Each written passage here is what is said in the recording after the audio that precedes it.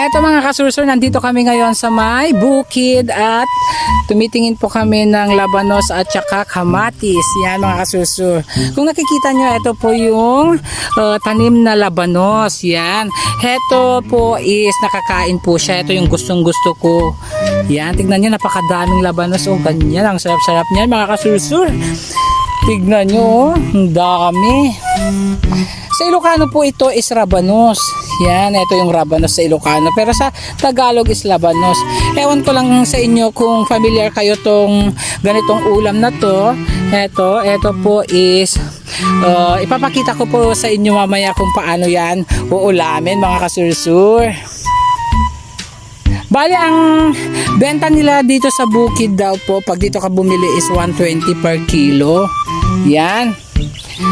Dahil sa wala yan sa amin sa La Union, bumibili pa ako ng ganito, rabanos dito sa may Candon at inuuwi ko sa La Union. Kasi ang sarap-sarap. Wala akong makikita dun sa amin na ganitong tanim. Kaya pag pumupunta ako dito, ito yung isa sa hindi ko mapapatawad na kainin o ulamin. Yan. Tapos nandun naman yung kamatis area. Kaya puntahan po natin. At ito po yung mga kamatis naman. Yan, napakadaming bunga oh. Ito yung kamatis na may makakapal po yung balat. Ito po yung gustong-gusto kong binibili pag nasa La Union ako kasi nga po mas matagal siyang masira kasi nga makapal po yung balat po niya mga kasursur. Tignan nyo ngayon is nag-harvest po sila para po i-deliver po sa mga buyers sa palengke. At yung mga nagtitinda po sa palengke yan mga kasursur. At ito na nga po mga kasursur yung labanos, ang dami-daming fresh na binili. fresh. Bagong pitas. Yan. 120. Ang kamatis, dami-dami mga kasursur. Ay, hanggang 150 na yung tatlo niya. Yan nasa 1.5. 150, 170. Ay, 1. Yan. Bangkag. Kanya ko $70. At ito, papakita ko mamaya sa inyo kung paano mag-ulam ng rabanos o labanos. Yan, ito po yung match niya, itlog. Kamatis, yan. Ang match naman niya talaga is itlog, yung kamatis, diba? Oo. Diba? Oo. At yan, nakabili na po kami mga kasursur at kami na iuwi. Yan, fresh from the farm, napaka-sustansya po, napaka-healthy yung food po namin mamaya at bukas. Yan, mga kasursur. Kaya, that's for the day.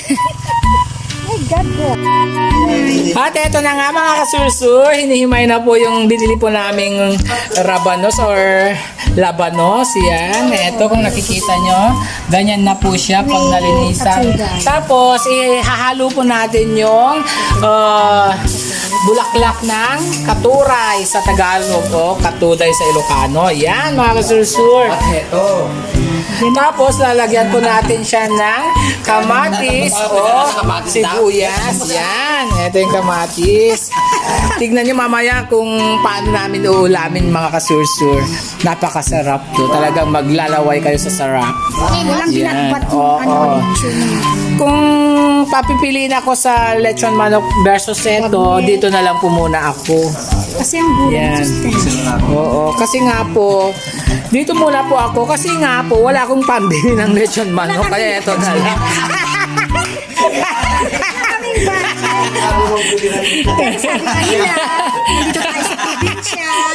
Kaya yun. Kaya ito talaga syempre ang pipiliin namin. Ito masustansya. Oo. Walang halong chemical. Oo. Tapos nakita nyo naman po kanina kung saan po kami galing. Mismong sa farm po kami pumunta. Ayaw po namin sa mga may market kasi nga po nakuha na po yun.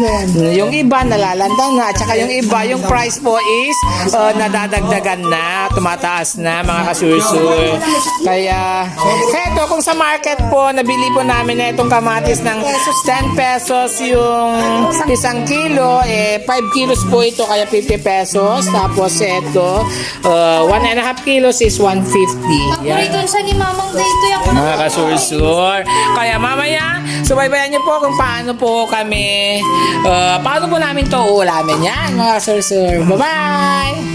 Hindi maleta, well. Eto na nga mga kasursur. Ayan, hinahaluan na po namin ng kamatis. Yung labanos o rabanos sa Ilocano. Ayan, mga kasursur. Tapos lalagyan po natin siya ng sibuyas o laso na sa Ilocano. Yan, sa Iloco word or Iloco term. Yan. Kasursor. Sarap-sarap nito. Tapos, dadagdagan po natin siya ng katuray at saka bagoong at okay na siya. At pwede na siyang uulamin mga kasursur. At ito na po yung katuray. Yan, na-boil na po siya. Tapos, ihahalo na po namin dito sa may rabanos o labanos. Yan, halo mo na. Pwede na yan. Oh, lakon mo, ipigain mo. Ipibigyan pa. Oo. Mainit balot. Yan, mainit. Ilagay mo sa yun muna. Yan. Ipigain muna yan para hindi siya mapait-pait. Kung sakaling mapait man siya, pipigain para hindi siya mapait.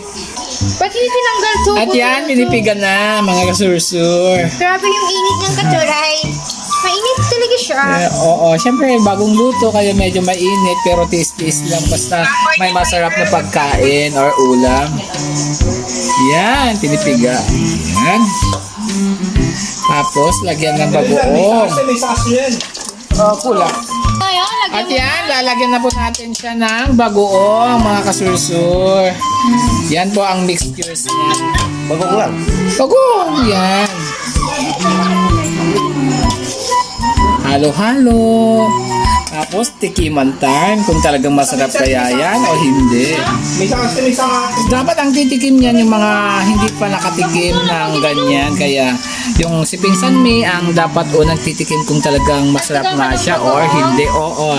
Kung depende sa panlasa mo kasi yan. Kung May suka pa ba to? Lalagyan ng suka, no? hindi na. Ewan ko lang. Pero sa amin hindi na namin dinadagdagan ng suka. Yung bagoong Yan. namin sa akin. Correct. Lalagyan ko ng kamatis. Katuray. Hindi nakakuha, nakagarap po. Parang sili, no? Yan. Tikman ko na. Tikman mo na. Yan, ako din. Gusto ko.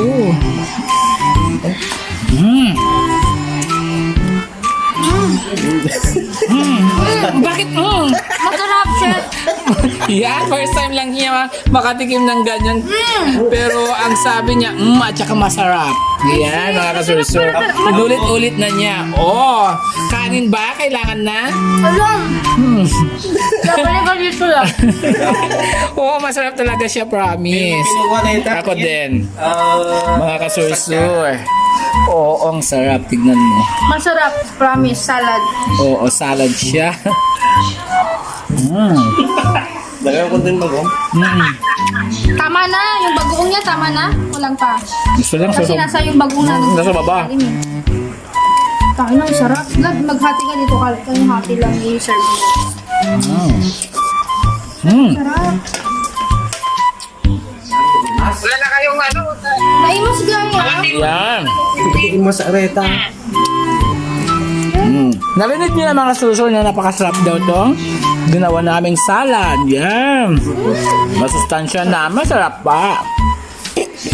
Kaya hanggang dito na lang po mga kasursur ang aking pagbablog sa may nilagang rabanos at katuray with kamatis, bagoong at sibuyas. Yan mga kasursur. Till my next vlog. Bye-bye!